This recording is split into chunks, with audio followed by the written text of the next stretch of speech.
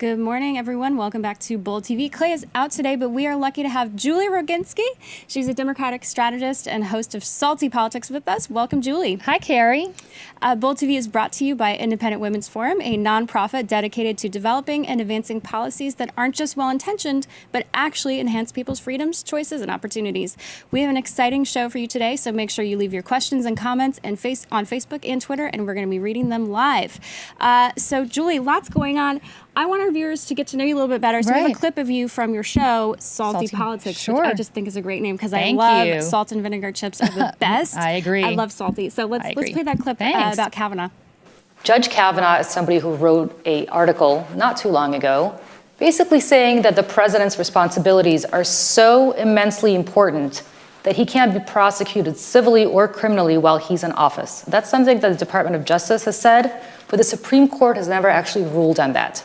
And so the president could commit a murder today, and he can't be prosecuted for it until he leaves office, according to Judge Kavanaugh. Now, the problem is that only the Supreme Court can actually adjudicate whether that position is right or not. That's certainly a position the president would take.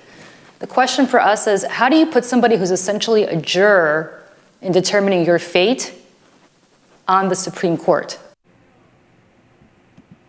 So, Julie, my take on that was, there's already a buffer there with the legislative branch because you can impeach and remove a president. So it's not like there's no accountability. And in fact, if you're going to indict a president, that's the executive branch anyway. So that's like the fox guarding the hen house, right? Like, so to me, it's already, the safeguard's already there, Julie.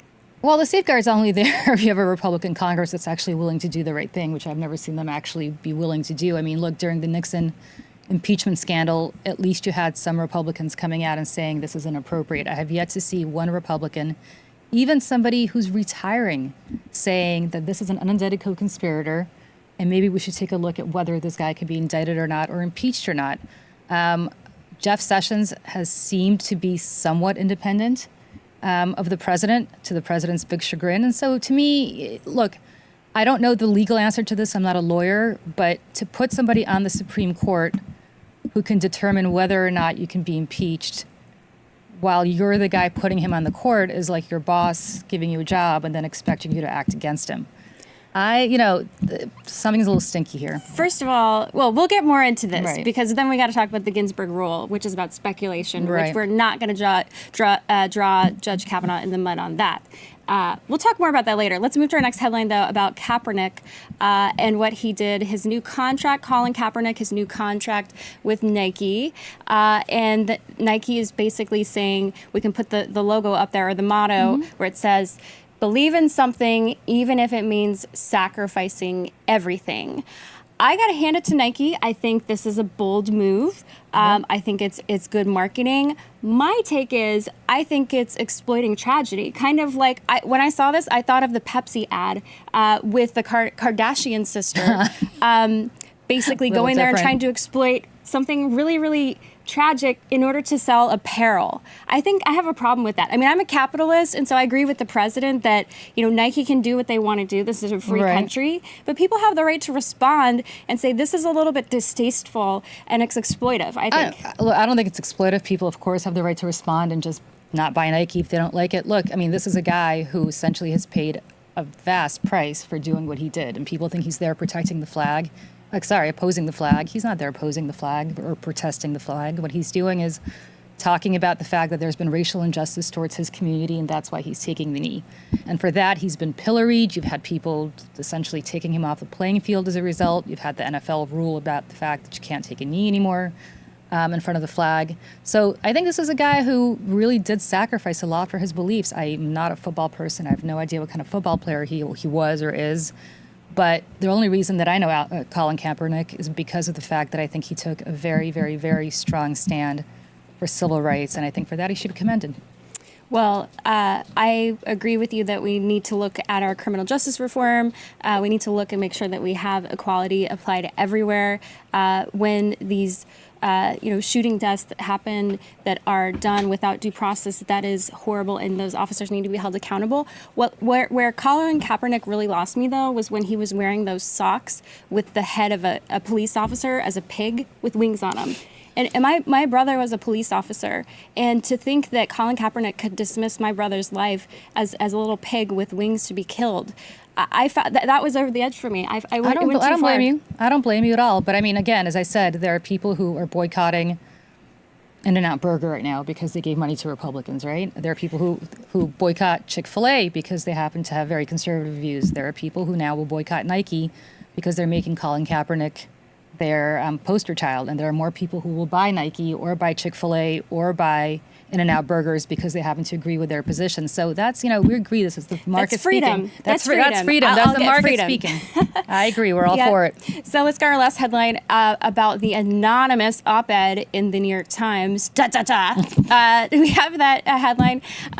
So this is a self-described senior member of the Trump administration who says that he or she is part of the resistance within the Trump administration. And the writer goes on to say that they agree with some of the actions, some of the policies, building up defense, the tax reform, etc. But behind the scenes, he or she is subtly also trying to undermine the commander-in-chief.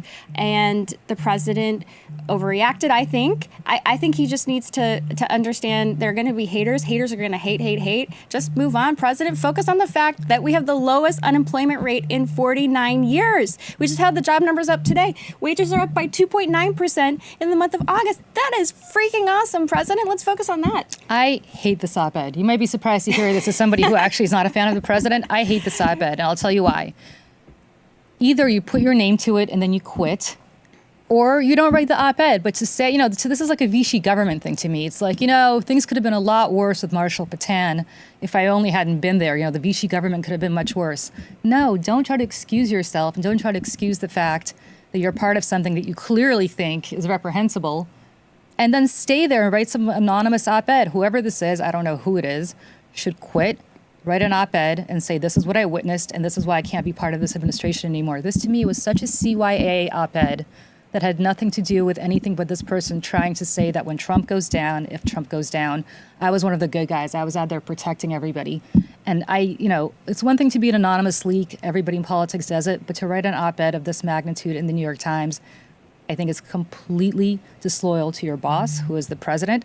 I think it shows that you are able to undermine the president of the United States if you work for him, which I think is inexcusable.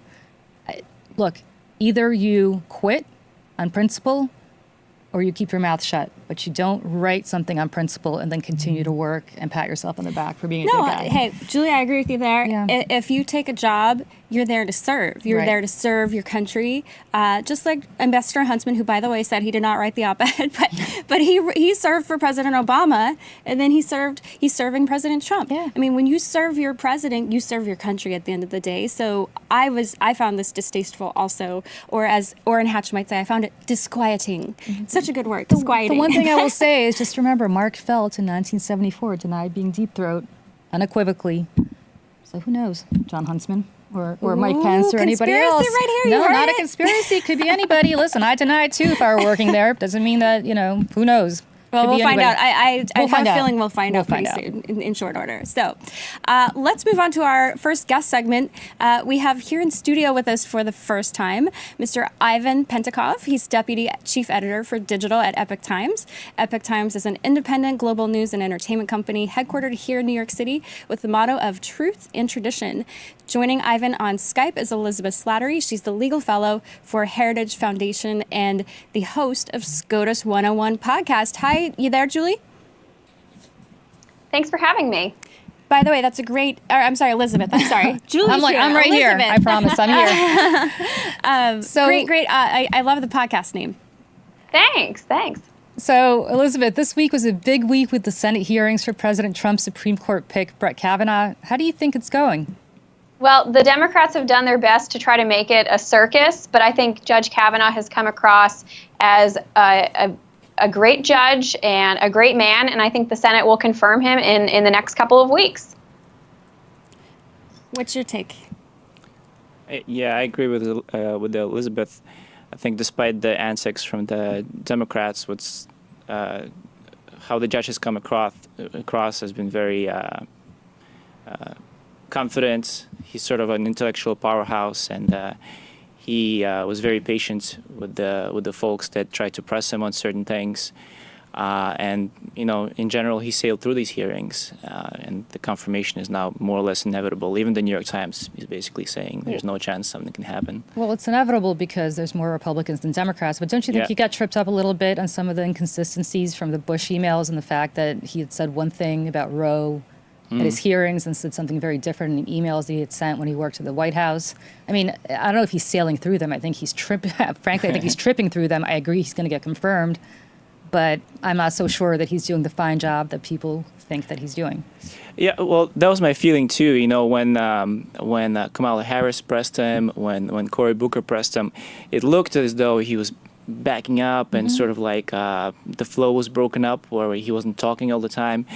But I think this is actually a strategy because like Kamala Harris is a seasoned prosecutor, so she has a tempo where she'll sort of try to beat you down with questions. And what he did instead is he built in these silences which sort of killed this prosecutorial tempo, where she could press him, interrupt him with further questions. So I think it seemed really uncomfortable, but I think this is actually a strategy of his because he knew this, she was bringing out a question out of the dark. She wouldn't tell him who worked at this company, Kasowitz, like when she brought this thing up. So I think he was actually being really, really smart with these things. He was prepared for these questions, and he built in these silences where she was just basically, in the end, forced to back away. Elizabeth, do you think that just listening to this dialogue, I find it interesting that the hearings are basically almost like an inkblot test? You see what you want to see? Because it's like we have two different realities here where it's, he was flawless, nothing on him. And then Julie's like, no. I mean, do you think it's sort of one of those inkblot tests?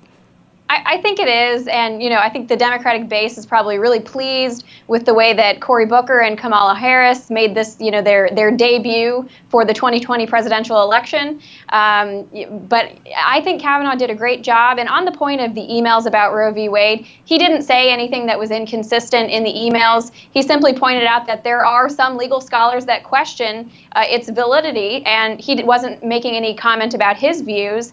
And I think the most important thing to keep in mind about any of the emails from his service in the Bush administration was that he was acting as an attorney to the president, which is very different from the job he's interviewing for, which is to be a fair, independent, and impartial judge on the Supreme Court, which he's been a great judge on the appeals court, and I think he will make an excellent justice on the Supreme Court. The one thing I will say before, I know we have to go, but the one thing I'll say is, to me, the more troubling thing was the Kasowitz thing that you brought up. Mm-hmm. Because he was asked whether he spoke to anybody from the president's legal team about what was going on with the president. And he said, who do you have in mind? If I've never spoken to anybody from the president's legal team. I don't know, Carrie, if you have. I mean, the answer is no, I haven't. And if he say, what do you have in mind, or whom do you have in mind, that says to me that actually there was some sort of conversation going on. And that's where I go back to the fact that he is going to essentially be a juror in the question of whether a sitting president can get indicted while he's already in conversations with the president's own lawyer. That, to me, is a complete disqualifier for no other reason. It's not that I don't think Republicans deserve a seat on the court. They have the Senate. They have the White House. It's who that Republican is, and that, to me, it just smells. James Mitchell, one of our viewers, says he was silent because he didn't want to hang himself. There you go.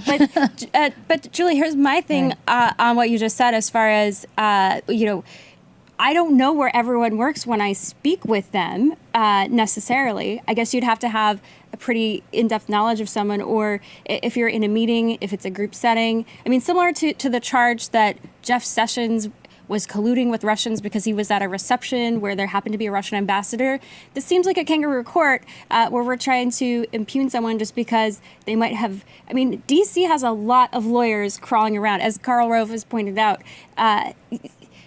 Do you know where everyone that you've ever spoken to works at? I know where everybody, if I were a judge. Every single person. I know where, if I were a judge and somebody were working for the defense team for the president, I would know whom they were working for. By the way, he later answered no to that question. He what? The next day. But why not answer? He probably looked at the roster because he doesn't want to be trapped into perjury because you don't know where everyone works, right? So he asked for a list of people. Right. He probably went back and looked at everybody who works there. I lived in D.C. for a while. Let me tell you, it is a small town, and everybody knows where everybody works because that's your job to know. Especially if you are a sitting federal judge. So just for the record, Elizabeth, I'm what's your take on that line of questioning as far as where someone works? I mean, you're there in the swamp. No offense, but It is very swampy this week. It's 99 degrees.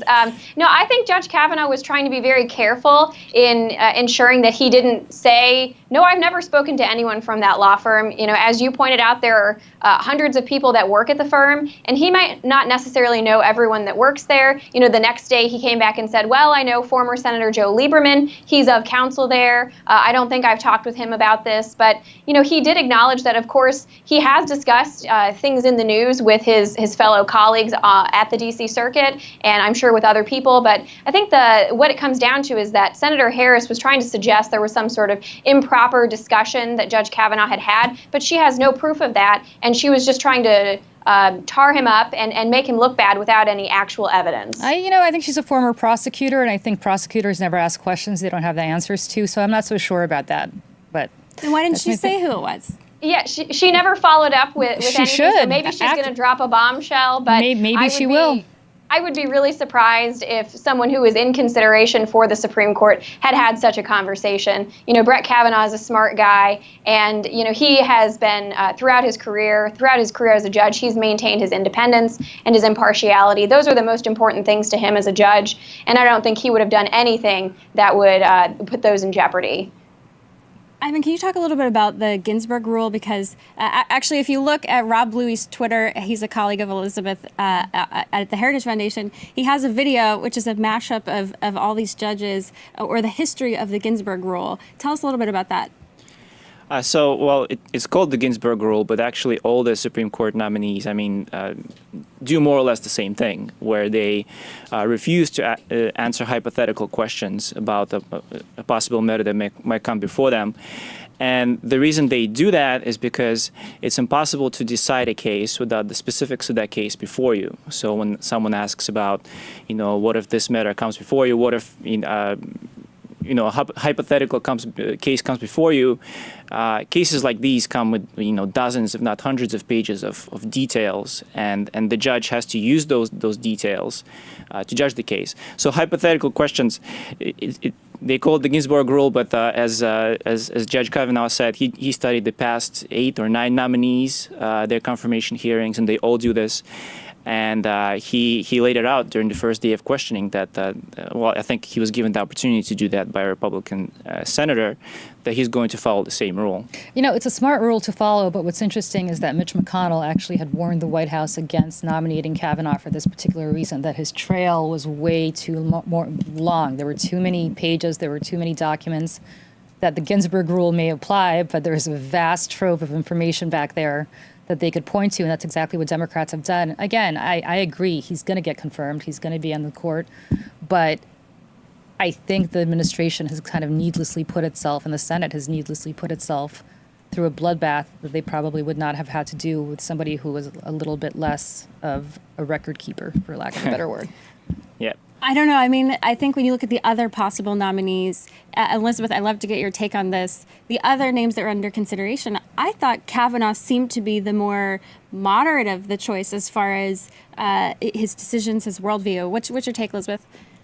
Well, Kavanaugh was definitely the most experienced as a judge of all of the nominees that were sort of the front runners. And I think it's important to select judges who have a record, so you know what kind of judge they are, what kind of justice they'll be, how they approach the law. And I think that that's exactly what we got with Judge Kavanaugh. We know that he's a textualist, and we know that he's going to be faithful to the Constitution. You have a lot more hope in him than I do, but I look forward to seeing him on the court for the next 50 years, which is about how long he's going to be there. Well, and you know what I found interesting is I heard, Democrats saying, oh, this is like stealing the seat because it was Kennedy and he was the swing vote.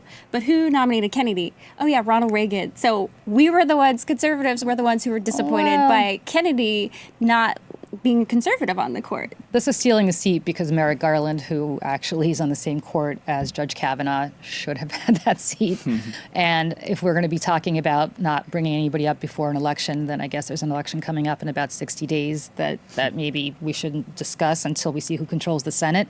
By Republican standards, I think that's actually ridiculous. I think that Judge Kavanaugh should have gotten a hearing and has gotten a hearing. I think Merrick Garland should have gotten a hearing because Barack Obama was still president until the day he wasn't. So that's what they're talking about. They're talking about stealing a seat. Julie, Clay Aiken's not here right now because he would roll my eyes for bringing up Barack Obama, so I'm glad you did. But to quote him, he said, elections have consequences. Exactly. That includes Senate elections, which means the Senate decides the calendar of whether to interview Merrick Garland or not. So that's it. It's not about a stolen seat. And so that's what I find. It's actually unconstitutional for you to claim that the Senate should not fulfill its constitutional right to manage the calendar. But the president actually nominates, and the president back at the time, now that we want to go back to Barack Obama, was in fact Barack Obama. So it's not like the Senate could just but with the advice and consent of with the advice and consent, but the Senate did not give consent. The Senate did not advise or consent. The Senate just ignored it and said we're going to outweigh Barack Obama. I'm saying if that's the standard, why don't we just outweigh Mitch McConnell? Let's see who controls the Senate in a few months. I mean, that's where it's ridiculous because I think all of us agree that the president gets to nominate and the Senate gets to advise and consent. And that's the way it should always be. And that's the way it's happening now. And that's the way it really should have happened back in 2008. Or not 2008, excuse me. I forget what election is this we're talking about? I think you have something to say. Sorry. No, I think it's funny in Kavanaugh's case because his own confirmation was held back by 3 years when he was first nominated to the circuit court. So it's not like this isn't a politicized process. Both sides have done this before. And with Kavanaugh, I think, part of the big plus for Kavanaugh is his nomination has been delayed. So I think this is just politics playing out. It wasn't like this was only done once with Merrick Garland. He's finally getting his due. So Elizabeth, down there in the swamp, walk us through the timeline. What do you think, your crystal ball, what's going to happen timeline? So the committee will meet for an executive session next Thursday, and they'll consider whether they're going to report Kavanaugh out of committee. It's pretty standard for the minority party on the committee to ask for an additional week. So I think within the next 2 weeks, Kavanaugh will likely be reported out of the committee to the full Senate, and then soon after, I expect Majority Leader Mitch McConnell will bring him up for a confirmation vote. Okay. And Elizabeth, what was the deal, real quick before we go, about that crazy conspiracy theory on the internet about Zena Bash? Oh, gosh. So Zena Bash is, she's a White House official. She clerked for Judge Kavanaugh, and she was sitting behind him. She was on the team that helped shepherd him through the process.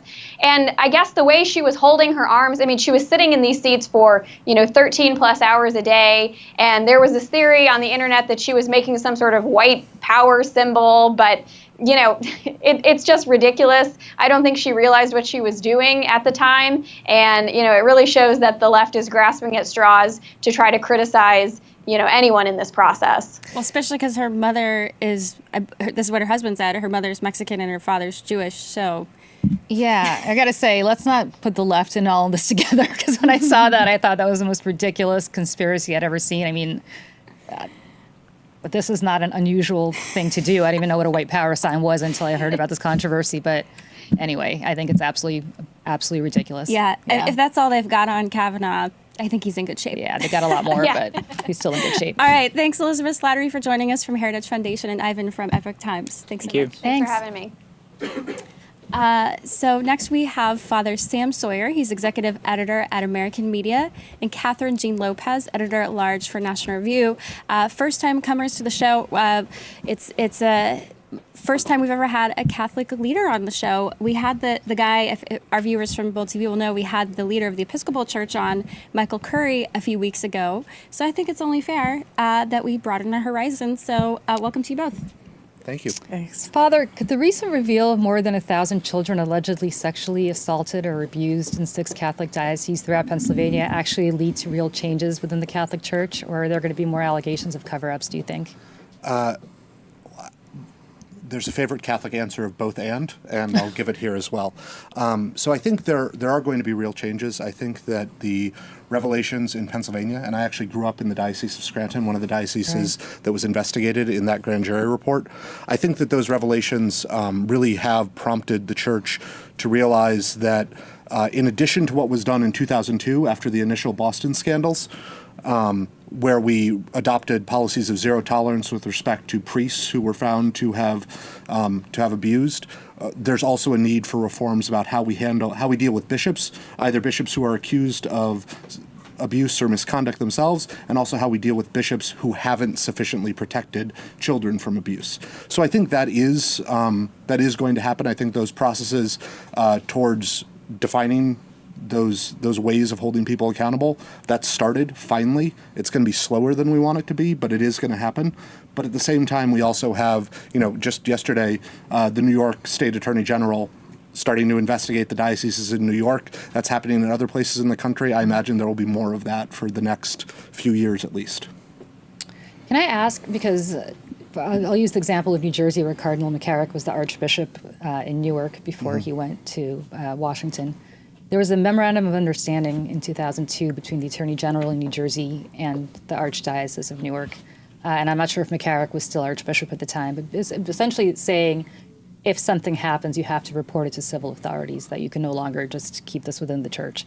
And with the beginning of these grand juries in Pennsylvania and New York and New Jersey and other places, there's a possibility that this is going to lead to so many civil lawsuits that I've spoken to, I'm not Catholic, but I've spoken to very devout Catholics who've said that they're worried that this is eventually going to bankrupt the church potentially. Is that something, but how do you balance that against the fact that these kids, and they're now adults, sometimes deserve justice? So for my own part, I would say, yes, there's going to be a tremendous amount of financial exposure for the church, and that cannot be our priority when we talk about this ever in any circumstance. Because the first thing that happened here, the thing that makes this a true spiritual tragedy in the life of the church, is that the church betrayed people it was supposed to protect, and failed for years, for decades, to do this. Now, the one, if you can call it that, silver lining in the grand jury report is that it seems that the reforms we made in 2002 have worked in the sense of anything that much less has happened, much less abuse has been reported since 2002, and when it has been reported, it's been dealt with very quickly and also reported to civil authorities at the same time. So that part seems to have been working. The great majority of the cases in the Pennsylvania grand jury report were pre-2002. But there are still people hurting from that. There are still people whose lives have been torn apart by that. And yeah, they have a right to be made whole. Well, and Catherine, let's talk about the Pope, because the Pope has now come under fire for allegations that he knew about what was happening with Cardinal McCarrick. And I know, tell us about the women's letter that was written to the Pope. So last week, there was a letter that last time I checked, 40,000 women had signed. I was one of the original signers.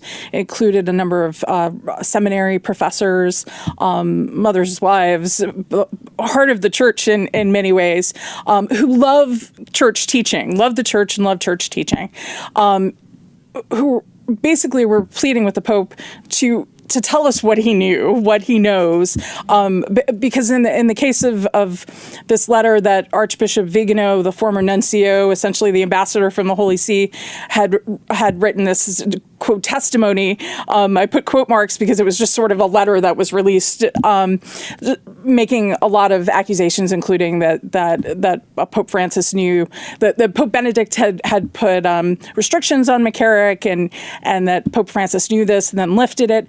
This is just one man's testimony. We don't know what to believe of it or not, so we need the Pope. The ambassador at a dinner publicly praised McCarrick. Right, there are lots of holes that people have poked in this letter, which is why we need more. We need help here. There would be two people who know if Benedict and Francis put restrictions on McCarrick or lifted them, etc. So a little help, and more so. But besides the fact, we just need to be completely transparent at this point and welcome it and welcome whatever has to be taken away. Real estate is not our priority. Right. We need to know first of all why people feel so betrayed. First of all, the idea that children wouldn't be protected in a church setting is abhorrent. But as Father said, in the last 15 years, my understanding is in most dioceses, programs that have been instated are working well. But there are other questions. The McCarrick incident raises the questions of seminarians who are technically adults, right? It's a power structure, so making the argument exactly. like Catholic Me Too. Yeah. And in addition to that, though, and this gets back to the women's letter, women pray like crazy for vocations, that one of their sons will be a priest. And the thought that then he goes off at 18 or whatever age he's going off. It's a little older than that usually, but and he would be put in this sexually charged, abusive kind of situation is that betrayal and real anger that you're seeing. I think one of the silver lining upside, those all seem like wrong words to use, but in bringing light to all of this, it's really also an opportunity for Catholics to reconsider what they believe. And a lot of people are shaken, understandably. Most of us are shaken, and people have had real struggles with anger and sadness and disappointment in the last couple of weeks. But I've also seen packed churches. This morning I was at St. Patrick's Cathedral, and Cardinal Dolan actually celebrated the 7 a.m. Mass, and he heard a half hour of confessions after Mass. People are not walking away from the church. They know it's Christ. They know they're as much of a part of it as any cardinal or pope. And I think we're going to see some kind of healthy resurgence in this. Well, and Father, so we have a viewer comment, Joshua Cobbs, I think expressing skepticism that a lot of our viewers might, he says, I think that the Catholic Church will say anything to save face, that it's more window dressing. My question is, you mentioned, you mentioned like, what do people believe? Is there an argument, is there any conversation, and I hope lightning doesn't strike me, but as the Episcopal at the table, where our priests can marry, that as I understand it, the Orthodox Church, which still, as I understand it, you can get communion if you're Orthodox or Catholic. It's interchangeable, correct?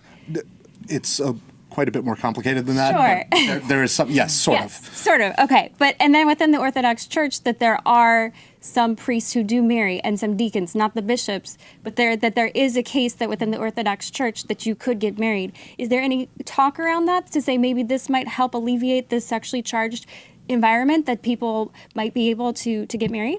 So what we know about this in a robust way, as far as I know, the best study of this is the John Jay report, which was commissioned after the 2002 scandals. And the John Jay report found that celibacy, that the incidence of abuse was not any higher among a celibate clergy than among other comparable populations of adult men who were in positions of authority and power with respect to children. So at least from that standpoint, this is not to excuse abuse in the Catholic Church or to minimize it in any way, right? But to say that it actually doesn't seem from the research like celibacy is the contributing cause. I would say what's different in the Catholic Church is the way that celibacy is tied up with structures of status and power and authority, and that those are sort of closed in on each other. So one of the things that I think needs to happen is that we need to confront that clericalist culture, that where the seminaries are a system unto themselves. There's not much interaction with the outside world. There's not much review that's done by people who aren't also celibate and clergy themselves about what's going on there, or about how we're forming people.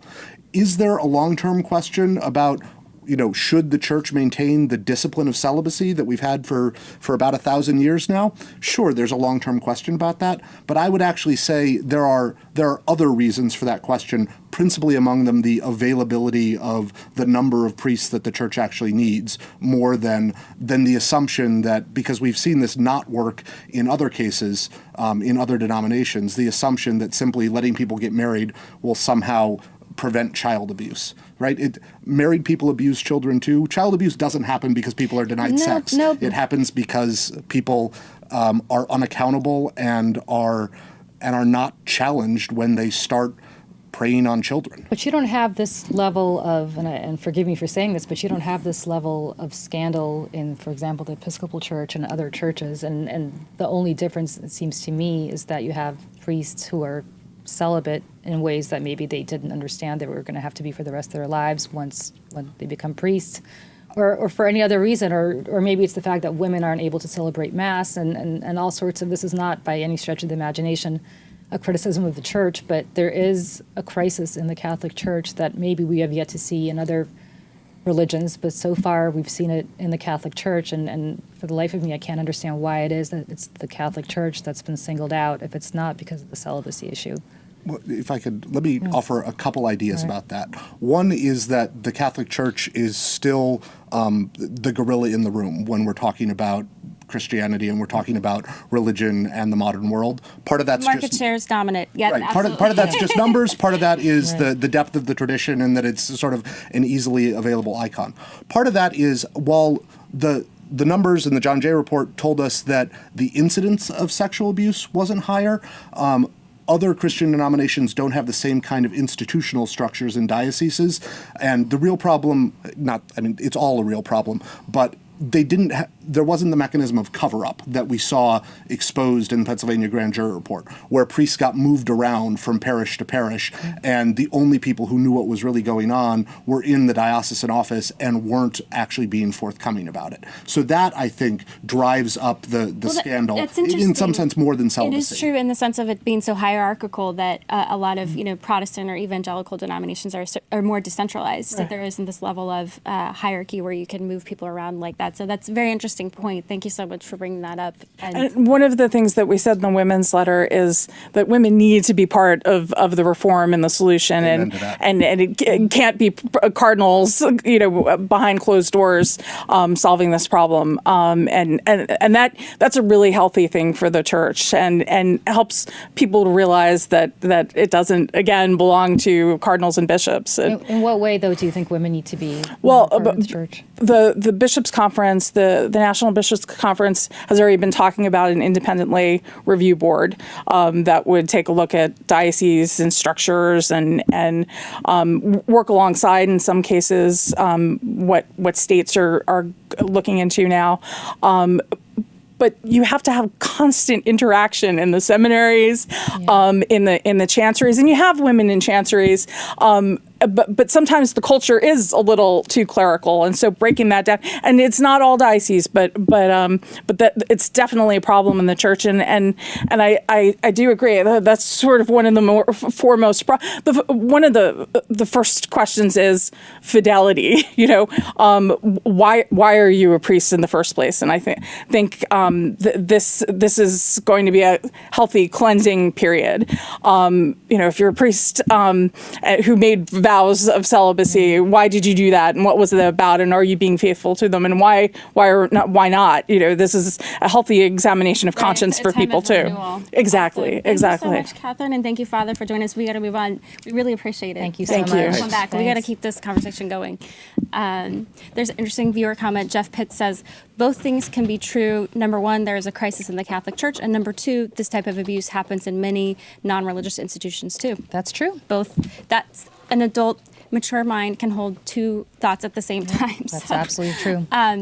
Next, we are moving on to our segment about how readers can determine the accuracy of their online news source with Paul Glader. He's the CEO of Vet Inc. and the founder of vetnews.com. And he's also an associate professor of journalism at the King's College in New York City. Full disclosure, I helped Paul with one of his advisory boards for the college. So glad to have you, Paul. Let's play a clip for our viewers here so they can see about Vet News. That we run, we meaning journalism professors and experts, we look at those three tests and determine if the news organization gets a red light, a yellow light, or a green light. We surface that to consumers, to readers on our browser extension. So you can right now download this browser extension. It will let you know if you're on a site that is red, that is not practicing good journalism ethics, or if you're on one that's green, showing you that it is practicing good journalism ethics. Wow, how did you come up with the concept for Vet News? Because I think Donald Trump would disagree with your assessment there. So, Sure. In a world that's so bifurcated between what people think of as fake news on the left and on the right, how did you come up with the metrics to figure this out? Yeah, great question, Julie. So I think it was February of 2017, I wrote a post on Forbes.com that was responding to emails I was receiving from friends and family asking, what do I read on the right or the left? If I want to read the other side's view, I don't know what's accurate. And so I wrote a post suggesting here are my top 10 media outlets and why.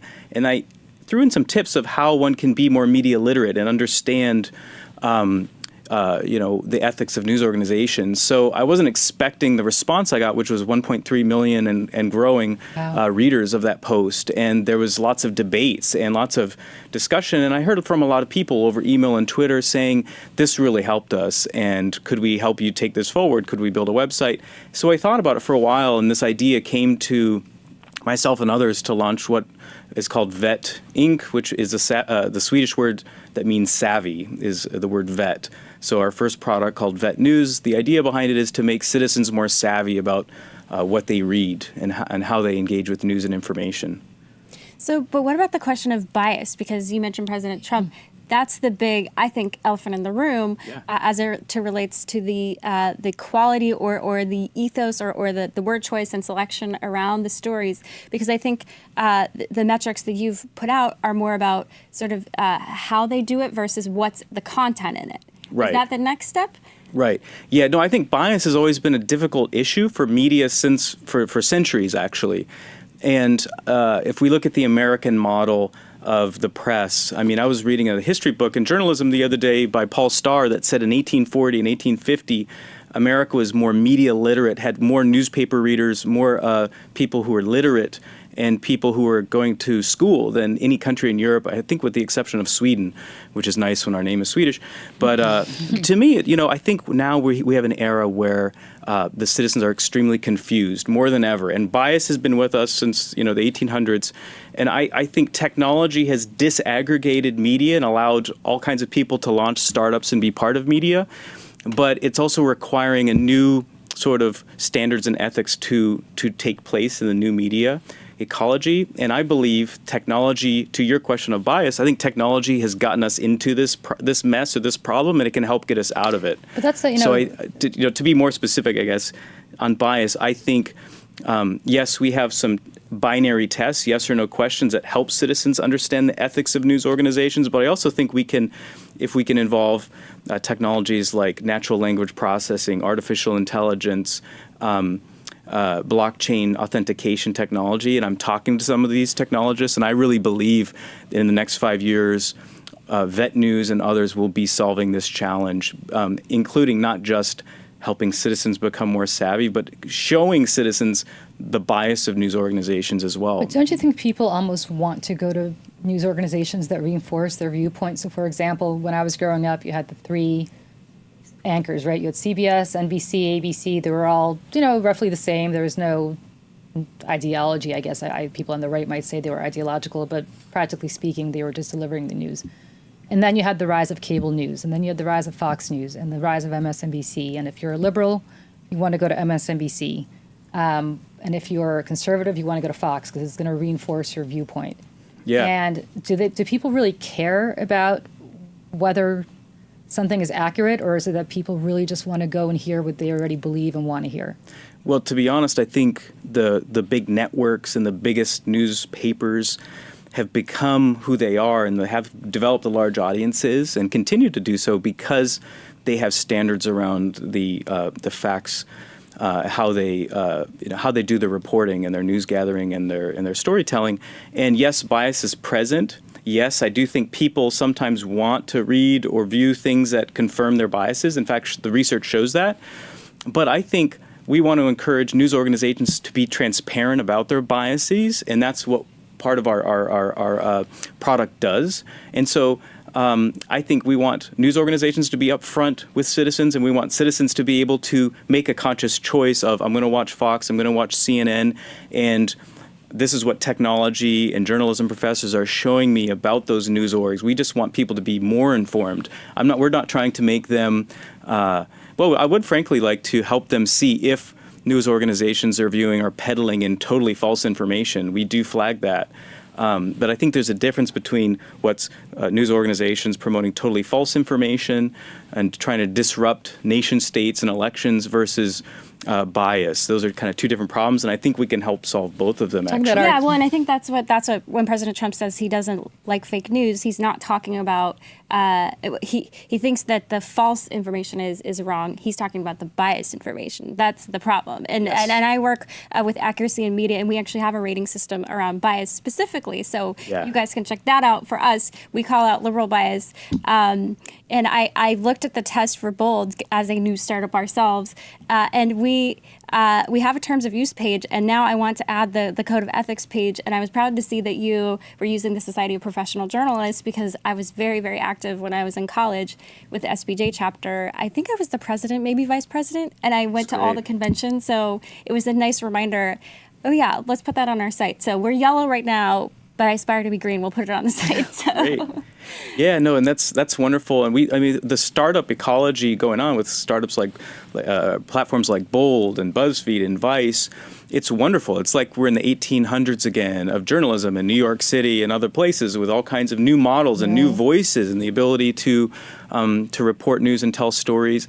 But I think, we want to be a force, frankly, for good, to help encourage organizations to be upfront with their audience of their methods and their approaches, because we think that makes for smarter citizens, more savvy citizens. Yep. No, own your bias. That's one of our, Clay Aiken and I, we harp on that. Own your bias. It's okay to have a viewpoint. Just be transparent about it. Absolutely. So thank you so much, Paul Glader, for joining us. Make sure to check out vetnews.com. Thank Correct? you. Vetnews.com? Yeah, that's right. Yeah.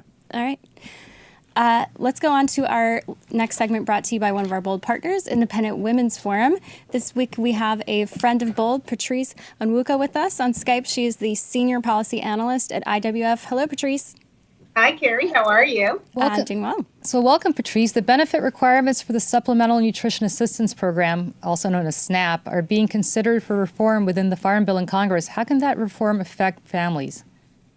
So this is an important time. We just saw a pretty blockbuster jobs report of 201,000 jobs created last month. And so right now, this is a great time to get people who've been out of the workforce for whatever reason to work. And one of those is by reforming one of our anti-poverty programs, particularly the SNAP program, or food stamps as people know them by, and really enforcing the work requirements there.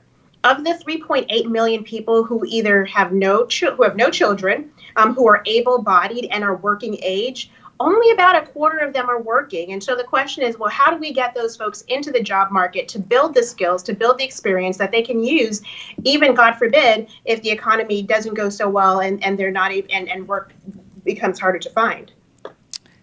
But, it's interesting that you say that, because I know a lot of women who are certainly not at SNAP level who do have children, and who say that for them to go to work and then have to put their kids in childcare just requires more money than actually the money that they'd make under minimum wage or any jobs that are created that are not really well paying.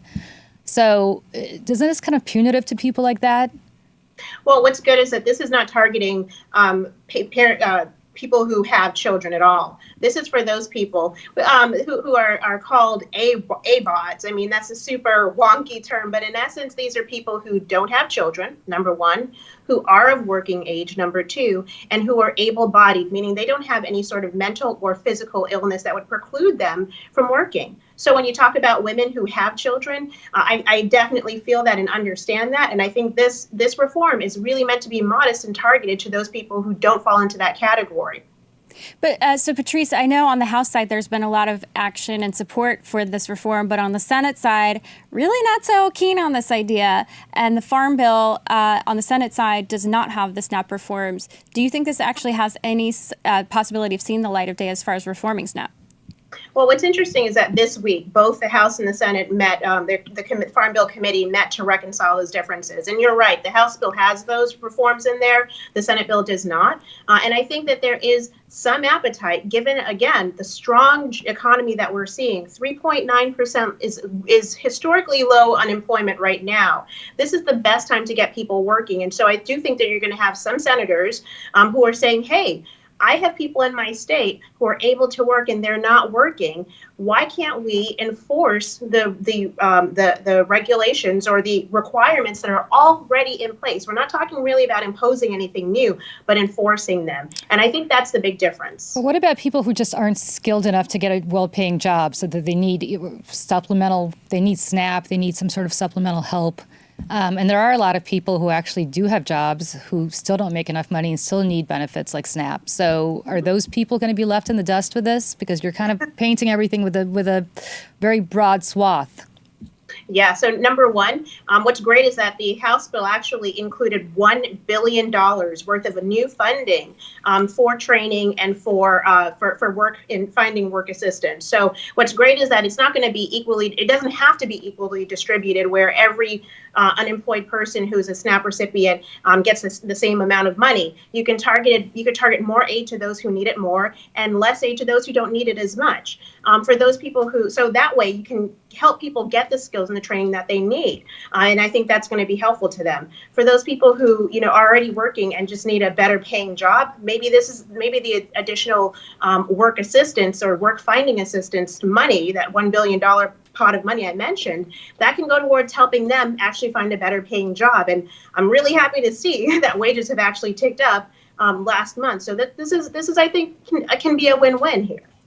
Well, and so that's an argument that I hear from progressives. You mentioned wages, that if you just paid people higher wages, then they wouldn't need SNAP. So SNAP is in some ways subsidizing low-wage employers like Walmart, for example. Patrice, what's your answer to that? SNAP is meant to be there for people who need it, but ideally the goal of this program should be to get people to get them independent in the long term. So you're not going to be kicking everybody off willy-nilly nor subsidizing low-paying jobs. The idea is that you get somebody to work and that actually doubles their income so that they really don't need the assistance in the long term. We've seen this in Maine, we've seen this in Kansas, where people who actually were required to start working, they saw their wages double, sometimes triple in some instances. That's really the goal here, to make them independent. And it's not just pushing them into any job, but actually jobs that they can be trained for, which will continue to give them a career path to move up and experience upward mobility. Yeah, but again, if doubling or tripling from nothing is obviously doubling or tripling from zero, but you have people who are making $8, $9 minimum wage in some of these states.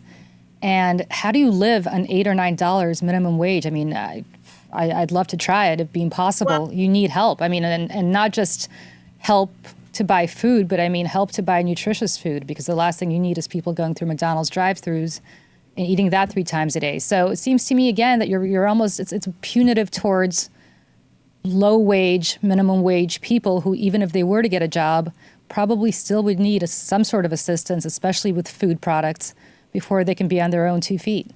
So, Julie, I hear exactly where you're coming from with this. And I think that's why the pairing both the work requirements with actual funding so someone can get trained for the skills that they need to move up is really the difference. I mean, yes, a minimum wage job is not where you live your life. It should be just a starting point. And ideally, you gain the skills to continue to rise in that field. If you want to get out of those minimum wage jobs, getting training in areas of growth like manufacturing, like the accounting, in some of these fields that are actually seeing tremendous growth is a really good use of those federal funds, so that you don't have to have somebody who is, number one, continually dependent on food stamps, but actually they're getting into a career that has some long-term stability and growth so they can continue to climb the ladder. I think that's the goal here. It's not just about ending poverty, but let's get people moving up.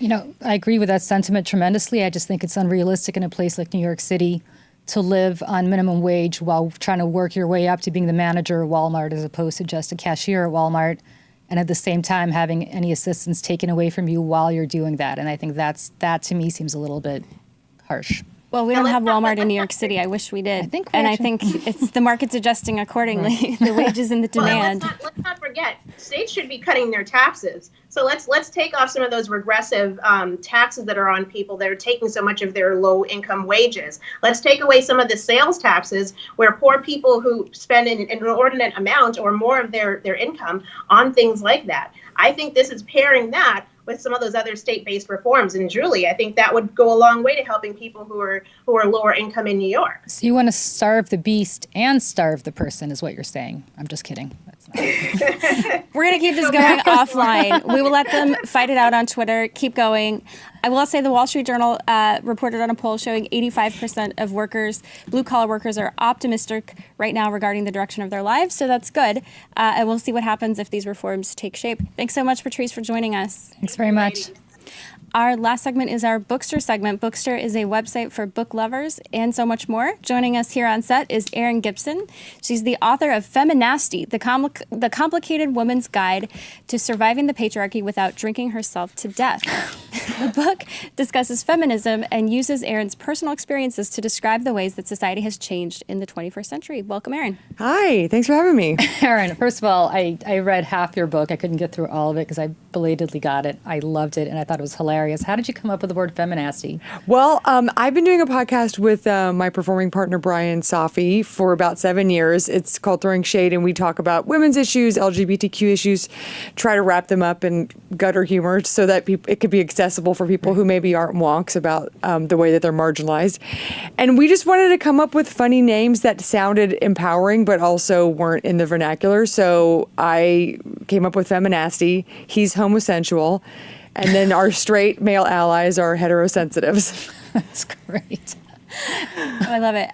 By the way, that's a very bold lipstick that you have on. So. Thank you, lady owned. Yes, Nice. I write in the book. I've threw away all my major brand cosmetics, and I only buy from female-run cosmetic companies Nice. now. Oh, what's it called? This one is called Dose of Color. Interesting. Yeah, We'll have to have you on Bold Life to talk about that. Yeah. Later on. But I do, on a much more serious note, we have a clip from your podcast, Throwing Shade, where you talk, earlier in the show, we had a segment on the crisis in the Catholic Church, and you talked about this, so I want to play the clip.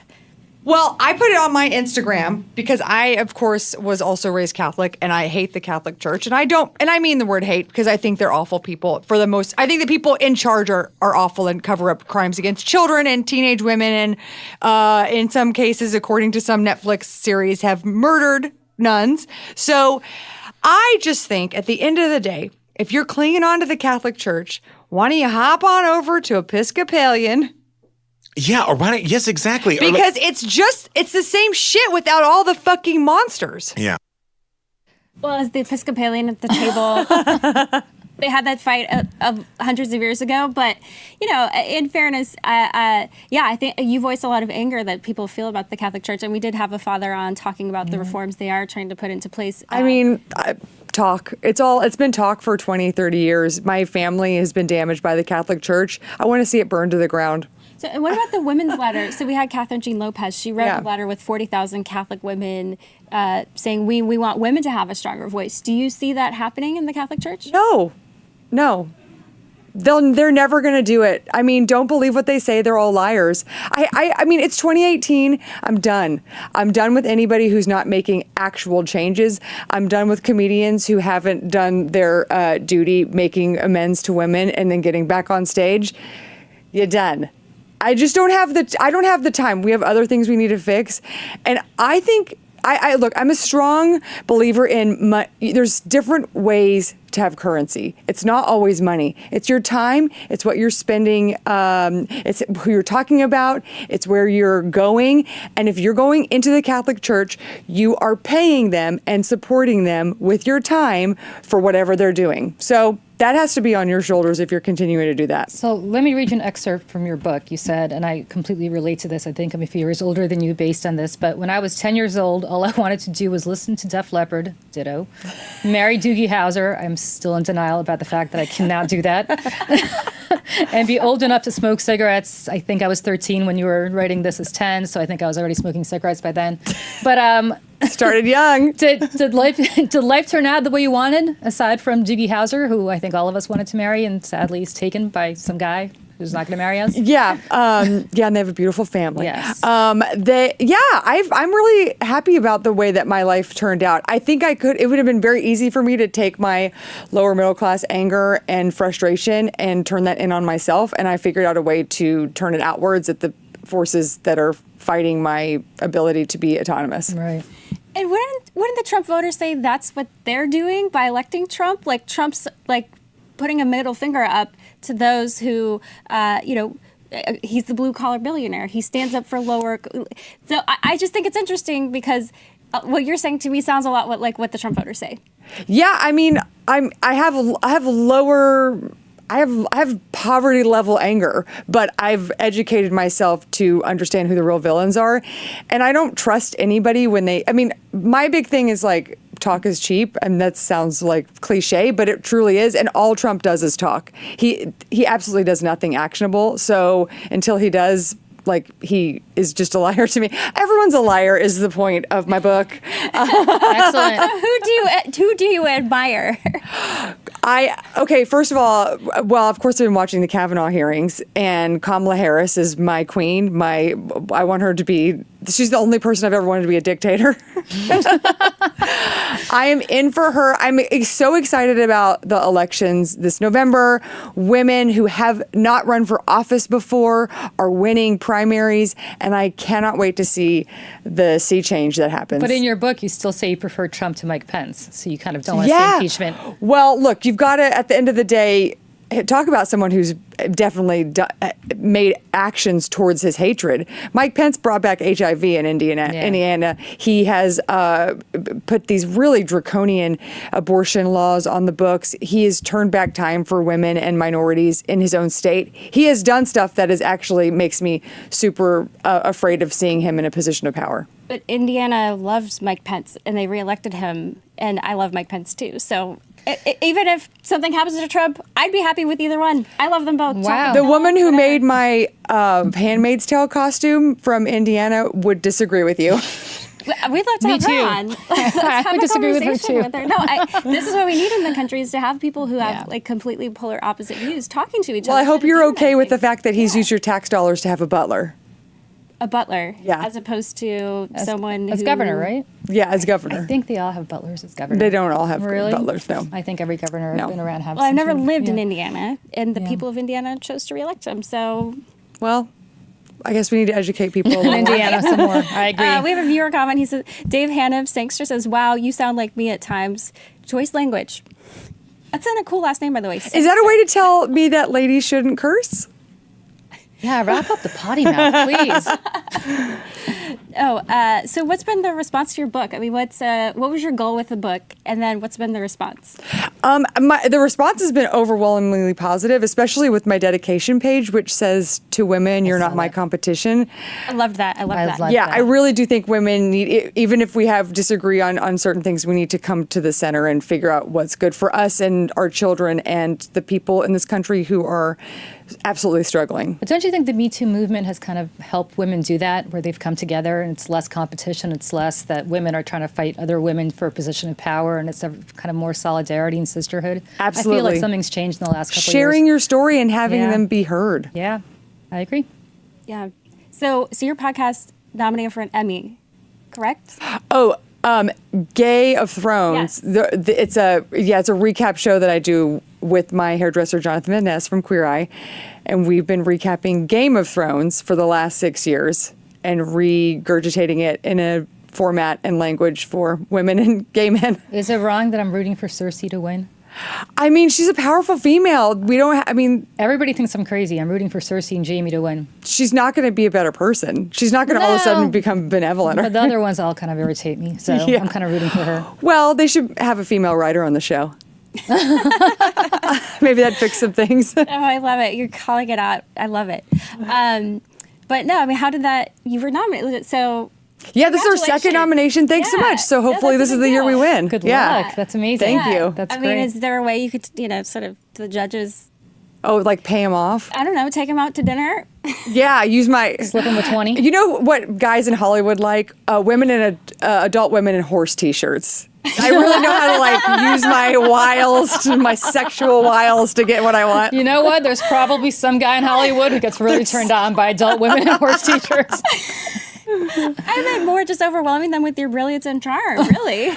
Well, unfortunately, not to bring it down, but all the awards are predominantly run by old white guys. So we'll see if they can get woke this year. Yeah, well, and I thought, finally they kicked out Polanski. It took them only a few decades. Yeah. And that's why I think it's all self-righteous.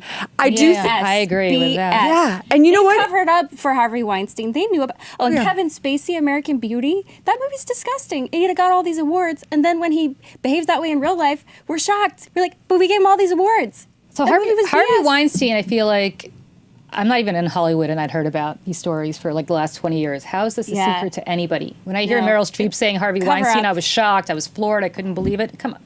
I don't even live in Los Angeles, and I knew about this. Like, everybody knows Harvey Weinstein's a pig. It's like, well, here's, at the end of the day, what's going to happen, before Me Too, what's going to happen when you say something? No one's going to believe you, and you're going to be blackballed. So there was no avenue for anyone to even be believed or have anything done about him. The environment, the culture has changed because of Donald Trump, and women are just super angry, and we're not taking no for an answer when it comes to being believed about our sexual assault. You think it's because of Donald Trump? Because I feel like the Me Too movement started before that. I mean, Gretchen Carlson from Fox News came forward before Trump was even elected. I mean, there are certain trailblazers that did come out first. Absolutely, and she deserves a lot of credit, especially. And then Megyn Kelly was able to talk about Roger Ailes and the fact that they were made to sit under clear desks, things like And that. it's bipartisan too. You have Anthony Weiner. I mean, Yeah. all Oh, yeah. sorts of other. Oh. and Bill Clinton. I mean, I think it was a moment of reckoning question. across the board. So And waking up, it was really nice to see on the left people saying like, no, it's on our side too, and we need to recognize it, and no one's getting a free pass I anymore. had that epiphany because I'm the same age as Monica Lewinsky, and I remember when that was happening, I was thinking, well, it's consensual. She's 23 and I'm 23, and we're all adults here, and so whatever, it's between him and his wife, and who cares? And then it's only now, over the last couple of years, that I was like, wait a second, this guy was the president of the United States, and I say this as Her boss. as a liberal who really thought he was a great president, but president of the United States, her boss, she was an intern. Kind of hard to turn that down. Oh, the power dynamic Yeah. is so off. Right. yeah, no. I talk about May December romances in my book too, about how just the power dynamic is just absolutely lopsided, and I never want to take away the sentiment that women are smart enough and capable enough to make their own decisions, but I want to also introduce there is a power dynamic with older men, older powerful men, and we're not really taught to recognize those things and say like, oh, just because this person's my boss doesn't mean I have to sleep with him. Nope. That's We're for sure. These are basic things that we would have thought we would have already known, but thank God for people like you to walk us through it. So Yeah. make sure to check out the book, Feminasty, The Complicated Woman's Guide to Surviving the Patriarchy Without Drinking Herself to Death. Thank you so much. Thanks for having me on. joining us. And I will finish it this weekend because it's so good. Yes. I loved it. And good luck with the Emmy. Join the Episcopal Church. I did not pay her to say that. I'm Jewish. Do I still have to do that? Or can I No, just, you're- okay, oh, you guys am are good. Am I all right? Yeah. We're good? No, I don't know. There's a couple of rabbis in Brooklyn I disagree with you about. Oh, yeah. dish it. Everywhere. I want to know all Dish it. about. Are you kidding? Please, I'll send you some stories. All right, after the show, this will happen on Twitter too. Right. Yeah, there we go. Perfect. Can't wait. All right, well, thank you all for joining us here today as well on Facebook and Periscope. Don't forget to like our page, Bold TV, on Facebook and follow us on Twitter and Instagram. If you like the show, keep the conversation going. Share it on your Facebook page. Stay tuned right here for Bold Business at 12 p.m. Eastern today and Bold Life at 2 p.m. Eastern. And Julie, thanks for coming on. Thank you so much for having me. Yeah. This was so much fun. All right, have a great weekend, everyone. See you soon. Bye.